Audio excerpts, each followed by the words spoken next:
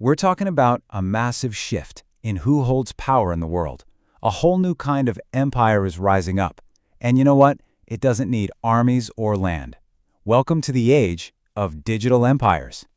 So let me ask you something, a question that honestly would have sounded crazy just a few decades ago. Who's really more powerful these days, a country or a company?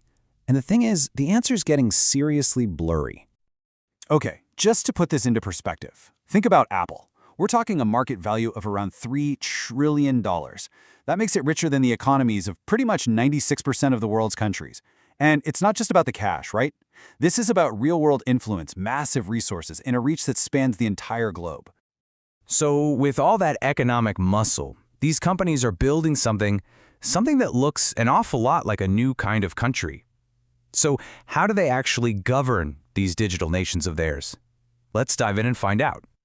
Yeah, there's actually a name for this whole phenomenon: digital sovereigns. It's this idea that the biggest tech firms are basically acting like countries now, with the power and influence to shape, well, everything, from our politics all the way down to our daily routines. And you know what's wild? The comparison between a country and a tech giant fits almost perfectly. A nation-state, it's got a population, territory, and a government. A tech giant, it has billions of users. That's its population. It has digital ecosystems. That's its territory. And it even has its own laws. You know them as the terms of service. I mean, if you really want to grasp the scale here, just look at Meta. We're talking an active user base of several billion people.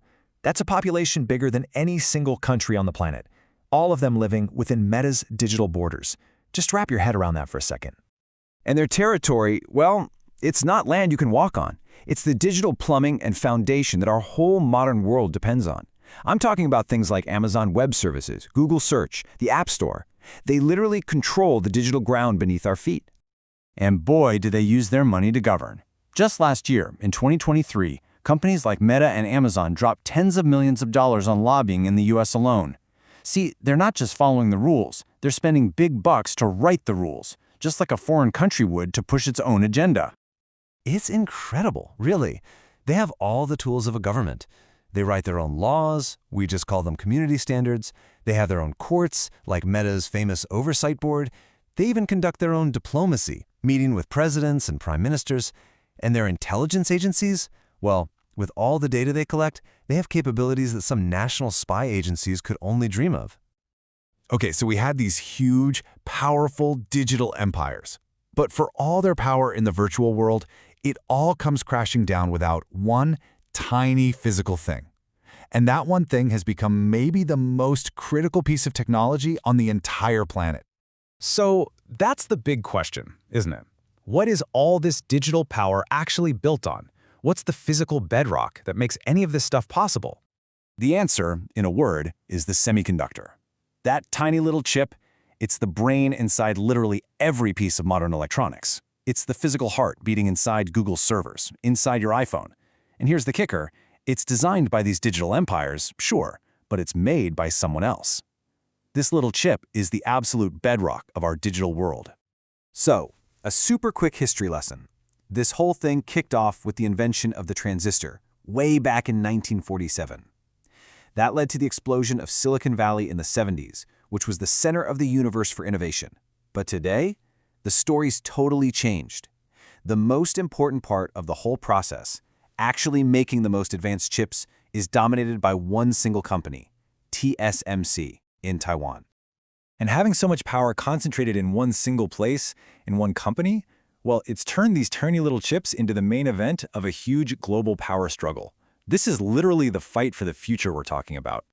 Look, here's what it all boils down to.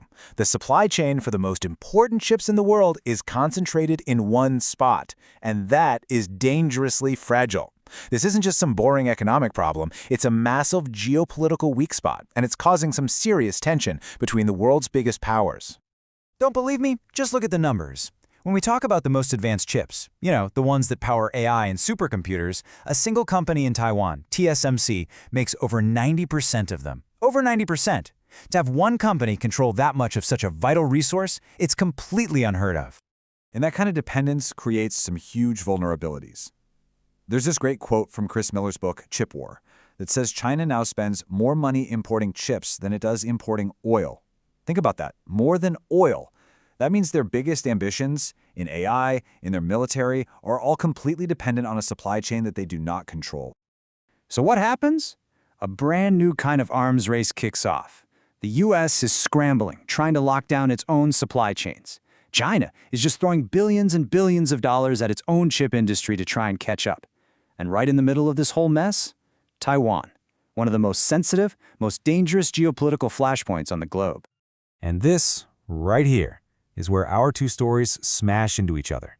You've got the rise of these borderless digital empires on one side, and on the other, this very real, very physical fight over the hardware that makes them run. So it makes you wonder, who really holds the power in this new world? You know, this whole situation forces us to completely rethink what we even mean by global conflict. The big competitions of the 21st century, they're not just going to be won with tanks and armies and land grabs anymore. No, the new battlefield is fought with data, on digital platforms, and with the tiny, impossibly complex bits of silicon that power everything.